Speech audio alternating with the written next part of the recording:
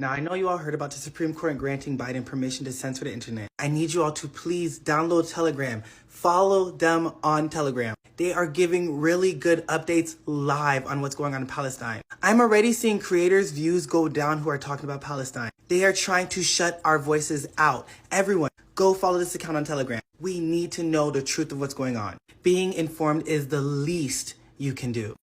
You guys, Israel is losing the PR war. They are working overtime to spread all kinds of propaganda to brainwash people, and it's not working. Their marketing is dead. It's not working. And let me show you why it's not working. They're trying to ban Al Jazeera, guys. They're trying to ban Al Jazeera because if you know, Al Jazeera is the only trusted publication to actually speak about the truth of what's going on in Palestine. And they have shown time and time and again videos, pictures, trusted journalists to cover the stories in Palestine. And Israel is calling them like, oh, their reporters are terrorists. They're only covering biased stories, lies upon lies. Israel is working overtime to try to shut them down and ban Al Jazeera, and we're not going to have it. You guys go follow them. And also, they're working overtime to censor creators like myself on TikTok here. They're banning our videos. They are doing overtime, bro, overtime, and it's not gonna happen because how are you the victim and you're trying to censor and ban everybody from telling the truth? How are you the victim? That's not how a victim operates. A victim is busy pulling babies and children and people out of the rubble from the bombings that you have done to their people. Victims are the ones who have no food, no water, nothing, no basic human needs. You took that away from them and you're calling yourself victims? If you go on Snapchat right now, guys, if you go to Gaza or Palestine, you will see the bombings and the chaos and everything, right? And if you go to the Snapchat stories of Israelis, they are cooking gluten-free cookies and baking.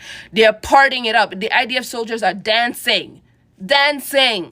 How does a victim have times to dance and bake and do Get Ready With Me War Edition? How make it make sense? Wallah, make it make sense. They're losing, and we will not stop talking about Palestine. This is my second account. You guys follow, like, boost this video. Let's go.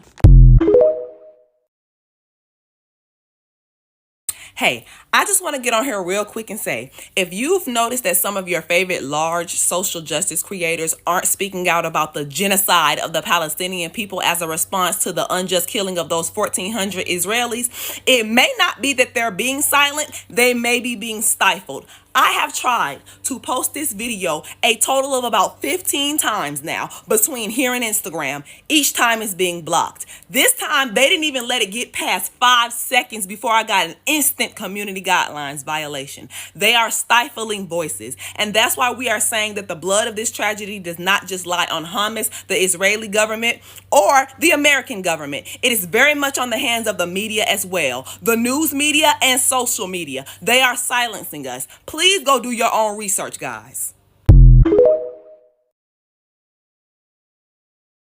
I never thought this day would come, but Israeli marketing groups are paying my followers to switch sides. I got this screenshot from one of my followers, so let's see what Israel is willing to do for my followers to stop supporting the Palestinian cause. Hello, I've seen you on a few different lives. Unfortunately, it took the horrible event for me to come and help you see the truth by being brainwashed like TikTok influencers, blah, blah, blah. Besma, by the way, thank you for using my first name only, making me feel famous, blah, blah, blah.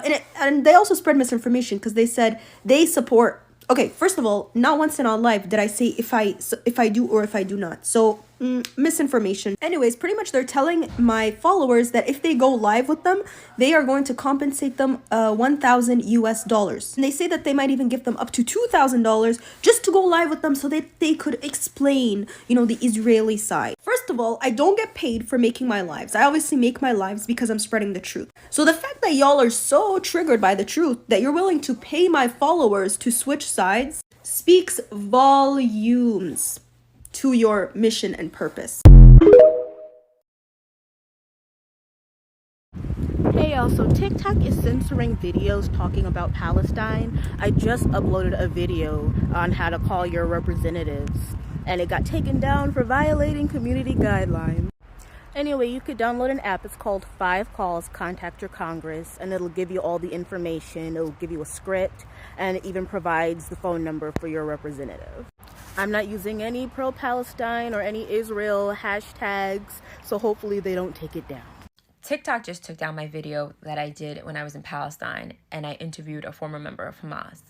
And they took down videos where I discussed my experience in, talking to Palestinians and how they felt about Hamas. And what really annoys me is that if I worked for MSNBC or CNN or BBC and I had done that interview with former members of Hamas, social media outlets like TikTok would not have took down that interview. But because I'm not paid for and owned by the powers that be, then I'm not allowed to upload those interviews that I did, because I'm an independent, documentarian and filmmaker. I'm not allowed to put those voices onto you guys, to spread those voices and to create some type of balanced form of information that we're receiving. One of the main reasons that social media platforms are now shadow banning accounts and taking down content, especially accounts that are speaking on the behalf of Palestinians, is because Israel is losing the social media war. For a long time, Israel has owned the narrative on what was happening with Israel and Palestine, okay? And this has been decades long. This is one of the main reasons why we're still seeing comments from people saying they're really confused about what's happening with Israel and Palestine. And it's because Israel completely owns the narrative. And then they get backed and co-signed by the European Union and the US. And so when that happens, it becomes very difficult to understand, hey, what's happening to those people?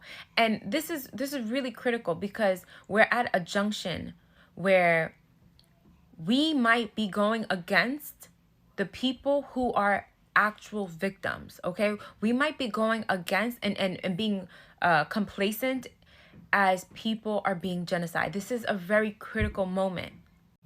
I think it's really important that right now we viciously and fiercely question and investigate what it is that the media and the powers that be and the establishments and the schools and the companies, our employers or whatever, are trying to shove down our throats. We need to be able to dissect that, because it's not matching up to what's actually happening on ground, okay? They're trying to make it seem like this situation, that the Hamas attacks just happened, last week, but it didn't. This has been going on for years. You put a group of people in an open air prison. And so it's so important that we are able to request and demand to have balanced form of information.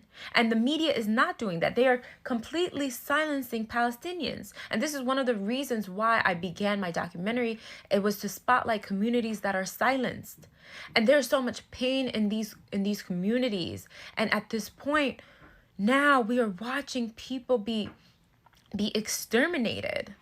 I think right now it is so important for people who live in the West to take action.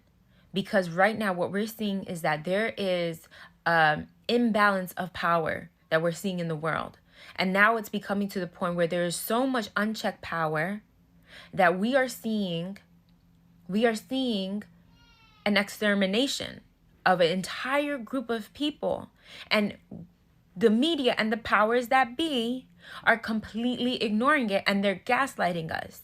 And we need to be demanding the opportunity to be able to have balanced sources of information. And so when TikTok, which is now one of the very few opportunities for us to get the truth out there, begins to shadow ban us, this means that we are truly not free. And that is the foundation of America, is that we have free speech and that we are free, but truly we are not. This right here is proof. This is something that really makes me feel worried. And I think everyone should be worried. Keep interacting with pro-Palestinian posts, because they keep trying to shadow ban us. A couple of my videos and posts have been shadow banned as well, and I can't stress how much you need to keep reposting. Also, another thing, don't waste your energy trying to educate genocide supporters. Israeli supporters, it's like as if they're given a script, because you can present them with the evidence, present them with the facts, and they will still try and gaslight you with propaganda with nothing to back it up. They all puppet and parrot the same thing. It's literally like they're reading off a script. Don't waste your energy and just keep reposting factual evidence. You don't need to tell someone that genocide is wrong. This is why the propaganda is not working on you, and I need you to walk with me because all of what I'm going to say is super important. I'm somebody that works in digital marketing, so my fellow marketers can actually back this up 100% completely. Now, Gen Z and millennials are considered digital natives, which means that we grew up in the age of technology. We grew up with a phone, a computer, all of that. And in the case of these social media platforms, there's a specific age range on each of these platforms. So for example, Facebook is going to be an older demographic, Instagram is going to be a younger than Facebook demographic, and then TikTok is going to be where like your 18 to 35s are. Now, anybody that works in digital marketing, social media marketing, content marketing knows that that age group is the most difficult group to market to because you guys don't like ads. And remember, marketing is about psychology. So if we're not able to capture you through ads, then we have to capture you by non-traditional methods. For example, say you were watching TV with your grandmother and she's watching Judge Judy, and you notice that the commercials are about like Medicare and stuff like that, things that are important to people in that age range. Is because the advertisers know that grandma who's 66 years old is sitting there watching TV and she's going to be concerned about Medicare. Now, through data and analytics, we have been able to deduce that people in that 18 to 35 age group cherish things like authenticity, transparency, and relatability. Hence why creators that encompass all of those things do really well on platforms like TikTok. Now, the really good thing about TikTok is that you're able to get news in real time. So as things are happening and it's being uploaded, you're able to get to those things very quickly. And the most raw and unedited version of it is what people are able to connect to a lot quicker. I'm about to bring it home for you right here. So even though Israel has money and the United States behind them, what they don't have is the raw, unedited footage to be able to put in front of people on platforms like TikTok. Hence why they are losing the propaganda war. So by you sharing and reposting a lot of this content, it's actually helping the people of Palestine in ways that you wouldn't imagine. Free Palestine. So if you've been keeping up with Palestine here on TikTok, you've probably noticed a lot of videos going missing. My For You page is getting back to normal, and I'm not getting as many videos talking about Palestine. So I am saving and downloading videos since TikTok is trying to get rid of them. I'm going to try uploading them on YouTube. I don't know how strict YouTube is with their rules, but if there are videos that you wanted to keep, you should download them because they are deleting them like crazy. My FYP went from being just full of Palestinian doctors, reporters, civilians showing us what's happening there to just radio silence tonight, and that is concerning.